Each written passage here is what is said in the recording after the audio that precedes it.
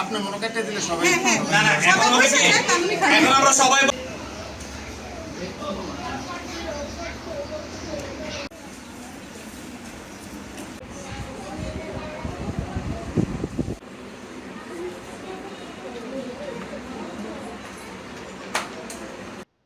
হাতেখড়ির আজকে ১৬তম প্রতিষ্ঠাবার্ষিকী।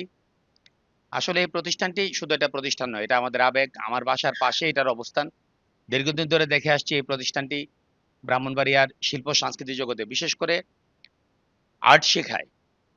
হাতে কলমে যে শিক্ষাটা দিয়ে আসছে, এটা একটা যুগান্তকারী উদ্যোগ। সে ব্যক্তি উদ্যোগে সজীব এই কাজটি করে আসছে দীর্ঘদিন ধরে। তার এই বাসাটি প্রতিষ্ঠান হিসেবে সে ব্যবহার করছে। আপনারা জানেন এখনকার শহরের বাসা মানুষ কমার্শিয়াল ভাবে ভাড়া দেয়। এই ২টা ফ্লোর যদি সে ভাড়া দিত মিনিমাম সে ২০,০০০ টাকা ভাড়াই পেত। এই কাজটা না করে সে একটা সেবামূলক কাজ হিসেবে এটাকে গ্রহণ করেছে। এটা তার নেশা। আমি অনেক ছোটকাল থেকে দেখে আসছি সে আর্টের উপরে তার একটা প্রচন্ড নেশা রয়েছে। সে বিভিন্ন জায়গায় আর্টের শিক্ষক হিসেবেও কাজ করেছে। যাই হোক, সর্বোপরি তার বাসায় এই আয়োজনটা করাতে উপকৃত হচ্ছে আমি মনে করি ব্রাহ্মণবাড়িয়া সমাজ। বিশেষ করে শিশু সমাজ আলোকিত এবং বিকশিত হওয়ার জন্য এই আর্ট শিক্ষার কোনো বিকল্প নেই। প্রতিদিন শত শত স্টুডেন্ট এখানে আসে, আমরা দেখি। বিশেষ করে বন্ধের দিনগুলোতে শুক্র এবং শনিবার যখন বন্ধ থাকে তখন বাচ্চাদেরকে নিয়ে গার্জিয়ানরা আসে। এটা দেখতে খুবই আনন্দঘন একটা পরিবেশ এবং আমি খুবই আনন্দিত। এই হাতেখড়ির আমি উত্তরোত্তর উন্নতি সাফল্য কামনা করি। আর আপনারা যেভাবে বলেছেন যে আমাদের দল এখন রাজনৈতিক দল ক্ষমতায় আছে, আমাদের কি করণীয় আছে, আমরা আসলে এই ধরনের শিক্ষা সংস্কৃতি এবং মেধা বিকাশে আমাদের মাননীয় প্রধানমন্ত্রী নিয়ে আমরা ঐক্যবদ্ধ, আমরা অঙ্গীকারবদ্ধ। আমরা ইনশাল্লাহ এই ধরনের সকল প্রতিষ্ঠানকে আমরা সহযোগিতা করতে চাই। আমাদের মাননীয় সংসদ সদস্যের মাধ্যমে আমরা এই প্রতিষ্ঠানকে ইনশাল্লাহ সহযোগিতা করব। আমি একজন অভিভাবক। আমার সন্তানকে আমি এই প্রতিষ্ঠানে আর্ট শিক্ষার জন্য ভর্তি করেছি এবং আমি অত্যন্ত আশাবাদী আমার ছেলে এখান থেকে ভালো কিছু শিখবে। এবং বর্তমান যে প্রজন্ম, তারা বিভিন্ন ইলেকট্রনিক ডিভাইসের দিকে আসক্ত হয়ে যায় এবং আমি সঙ্গত কারণে তাকে একটু ঘুরিয়ে দেওয়ার জন্য তার এক্সট্রা কারিকুলাম অ্যাক্টিভিটিস হিসাবে আমি তাকে এই আর্টটাকে বেছে নিয়েছি এবং আমি আশাবাদী যে সেই আর্টে অনেক ভালো করবে এবং অন্য যারা স্টুডেন্ট আছে আমি তাদের অ্যাক্টিভিটিস দেখেছি এবং খুবই সন্তোষজনক। তা আমি এই ব্যাপারে আলহামদুলিল্লাহ ১০০% আশাবাদী। হাতেখড়ি একটা প্রতিষ্ঠান আমাদের বাচ্চাদেরকে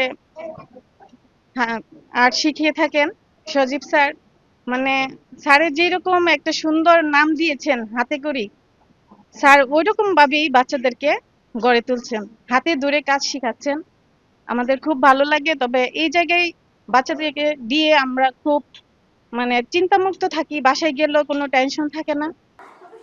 আসলে আজকে আমাদের এই প্রতিষ্ঠাবার্ষিকী উপলক্ষে আমাদের এই আয়োজন ছিল এবং আজকে আমাদের এই একাডেমির যে থ্রি ডি আর্টগুলো যেগুলো দেখতেছেন এগুলো আমাদের আজ থেকে 5 বছর আগে করা এবং আমাদের ওই সময় আমাদের একটা প্ল্যান ছিল যে আমরা একটা আর্ট গ্যালারি করব।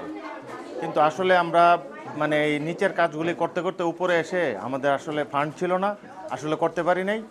আর তাছাড়া আমরা কোনো জায়গা থেকে কোনো কিছু থেকে আমরা পৃষ্ঠপোষকতার চিন্তাও করি নাই। কিন্তু আসলে সরকারি পৃষ্ঠপোষকতা না থাকলে কোনো কিছু আসলে করা যায় না, এটা হলো সবচেয়ে বড় কথা। আর এই চিন্তা করেও আমরা করি নাই আসলে। তো ভালো কাজ করতে গেলে আসলে ওই ধরনের হেল্পও পাওয়া যায় না, এটা আমরা সবাই জানি। তো আমাদের ভবিষ্যৎ প্ল্যান হচ্ছে আমরা এটা টোটালি একটা আর্ট গ্যালারি করব। এটা আমাদের 5 বছর আগে প্ল্যান ছিল, এখনও প্ল্যান আছে, ভবিষ্যতেও থাকবো। তো আমার যদি মোটামুটি সম্পত্তি থাকতো বা টাকা পয়সা থাকতো, জমি থাকতো, আমার ভবিষ্যৎ প্ল্যান ছিল একটা ওয়ার্ল্ড আর্ট ভিলেজ করব। এখানে কারণ এক একটা বাচ্চা এক এক ধরনের মেধা নিয়ে জন্মগ্রহণ করে। কেউ ধরেন ওয়াটার কালারে ভালো করে, কেউ পেন্সিল স্কেচে ভালো করে, কেউ আবার মাটির কাজে ভালো করে, ভাস্কর্য কাজে, কেউ আবার কাঠখোদাই কাজে ভালো করে। তো ওয়ার্ল্ড আর্ট ভিলেজটা হইল এখানে যে বাচ্চা যেই ধরনের মেধা তার ওই দিকে কাজ করে সে ওইভাবে কাজ করত এবং বিভিন্ন জায়গা থেকে শিল্পীরা আসলে এটা একটা মিলন মেলা হইতো। তো এটা আসলে আমারও দুর্ভাগ্য, আমার ওই ধরনের কোনো ক্যাপাসিটি নাই, যার কারণে আমি করতে পারি নাই। তবে আমার এই ছোট্ট পরিসরে যেই জায়গাটা আছে এই জায়গাটাই আমি করতেছি আজকে দীর্ঘ 16-17 বছর যাবৎ এবং করতেছি। এটা যে করতেছি আমার বাসা ভাড়াই আসলে ওঠে না। তো আমি আসলে এটা চিন্তা করেও করি নাই, আসলে করছি যে সৃজনশীল কোনো কিছু করি, চিন্তা ভাবনা করি।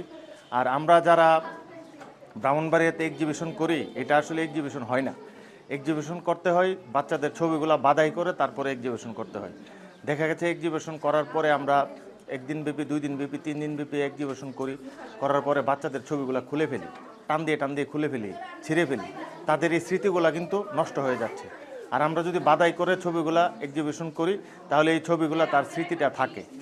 আজকে একটা বাচ্চা 2তে পড়ে, সে আজকে যে ছবিটা আঁকবে 3তে 4এ 5এ তার হাত কিন্তু এরকম থাকবে না।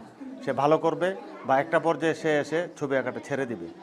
তো তার আঁকা ছবিটা যদি আমরা বাদাই করে রাখতে পারি, এক্সিবিশনের ব্যবস্থা করতে পারি, তো তার এই স্মৃতিটা সারা জীবন তার এটা থাকবে।